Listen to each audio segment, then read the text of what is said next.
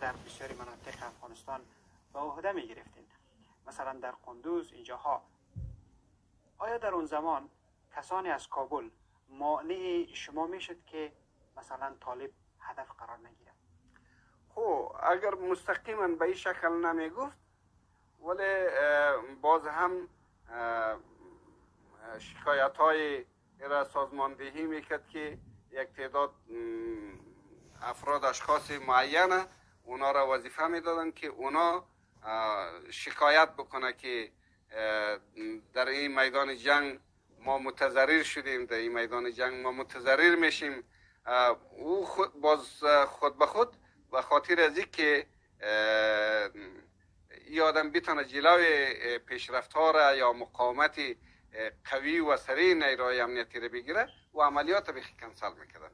پس خودش معنای از این میداد که اینا نمیخواین که چه شود. و دیگه در میدان جنگ ما مشکلات های بسیار زیادی را داشتیم که دشمن در روز امرای ما جنگ میکرد، در شب اونا چی میشدن؟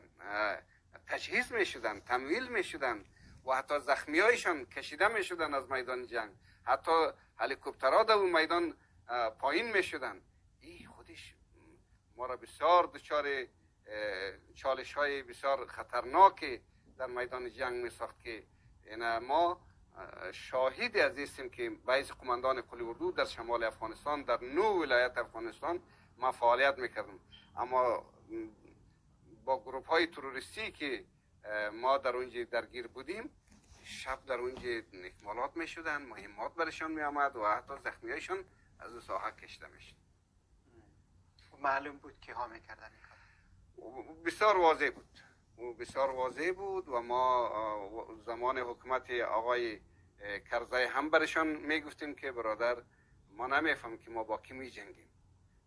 همین امکاناتی که برای ما رسانده میشه، همین امکانات برای ازوا رسانده میشه و اونا اکمالات میشد. کل مردم افغانستان یه حرف مرا که از طریق تلویزیون شما ما امروز مصاحبه دارم، اونا میشنون که واقعا در کندوز، در چهاردره کندوز شبها طیاره را ما میدیدیم، حتی انداخت میکردیم سرشان و مانعی از طرف همکارام صورت میگرفت که ما باید انداخت نکنیم. انداخت های توپچی را قطع میکردن از طرف کسانی در درون دولت افغانستان. بله. یک اصطلاحی در سالهای اخیر جنگ در افغانستان پیش از آمدن طالبا به کار برده میشد و اون عبارت یا اون اصطلاح شمال سازی جنوب میگفتن که در مناطق شمال افغانستان جنگ ها شدت گرفت و افزایش یافت. آیا سازماندهی شده بود این مسئله؟ کاملا من را بسیار جدی میگم که جنگ ها در شمال افغانستان بسیار فکری و بسیار سازماندهی شده در اونجا کشانده شده و ما خودم از سال 2007 الی 2011 ما باعث قماندان قلی اردو در اونجا بودیم و قماندانایی که بعد از ما بوده اونا هم در اونجا جنگ ها حد اکثر در شمال افغانستان بعد از سال 2007 آغاز شد و گسترش پیدا کرد. و چه دلیلی میتونست؟ ما دلیلی ما میسته که در اینجا همه قسمی که پیشتر گفتیم سازماندهی شده بوده، سازماندهی بودن. دلیلی بودن که در اینجا یک تصمیم سیاسی وجود داشت که باید جنگ در شمال انتقال پیدا بکنه و زمینه رشد طالب در اونجا بیشتر باشه. در این ناکامی که به وجود آمد شما هم مسئولیت دارین و مردم افغانستان فعلا زیر چکمه طالب است، اما جنرال های افغانستان از جمله شخص شما از افغانستان برآمدید. ما این مردم افغانستان حق دارن که بگه و این ما فراموش نمیکنم که مرا مردم افغانستان میگفت که جنرال روزهای دشوار و این ما بسیار برای خودیم سخت تمام میشه که امروز ما از استرالیا همراه شما مصاحبه میکنم، ولی این برای مردم افغانستان میگم که نیروهای امنیتی دفاعیشان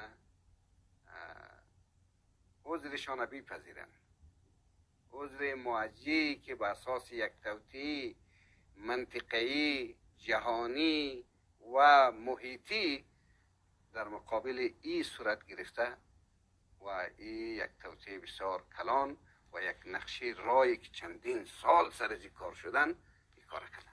آقای مراد، آینده را شما چگونه میبینین؟ چی چیزی میتونه در واقع باعث تغییر در افغانستان شد؟ فعلا ما در افغانستان گروه های مقاومت داریم، از جمله مقاومت ملی افغانستان. در برخی مناطق افغانستان عملا جنگ با طالبان جریان داره. آیا این گروه های مسلح میتونه طالبان را از پا در بیاره؟ ما برای شما بسیار واضح میگم که یه حرکت های که فعلا علیه طالبان جریان داره، مقاومت شمال و در بعضی ولایات ها این مقاومت های خرد و ریزی که وجود داره، این حق مردم افغانستان است. یک نظام سیاسی قابل قبول زمانی که در افغانستان نباشه او بیگانه است. اگر طالبان میخواست که حکومت بکنه پروسه دوحه را قبول میکرد، قانونی، شرعی، اصولی، از لحاظ شرعی اگر یا واقعا مسلمان است از لحاظ شرعی برای خود مشروعیت پیدا میکرد و دنیایی را به رسمیت میشناخت. تا بالی 15 ماه گذشته نمیتونه پشتون تنها حکومت بکنه. ما براتون این اطمینان میتونم که تنها پشتون نمیتونه، تنها هزاره نمیتونه، تنها تاجیک نمیتونه. او برادر یک کشور چندین ملیتی هست، این در دنیا تجربه شده. قبول کنیم، اعتماد دنیا را به دست بیارین. پس با اون لحاظ حکومتداری که فعلا هست این عمرش بسیار کوتاه هست و این بسیار به بیراه میره. ما باز هم توصیه میکنم که اینا مراجعه کنه به خواستهای مردم و یک حکومت قابل قبول که تمام مردم افغانستان حقوق شهروندیش و حقوق اساسیش در اونجا در نظر گرفته شود و در اونجا خود ببینه تا که از اینا اطاعت بکنه. در غیر از او به این شکلی که دست مردم قطع کو، در این شکلی که زنها را برای تحصیل نمان، در این که زنها در اداره کار نکنه، امروز مردم افغانستان با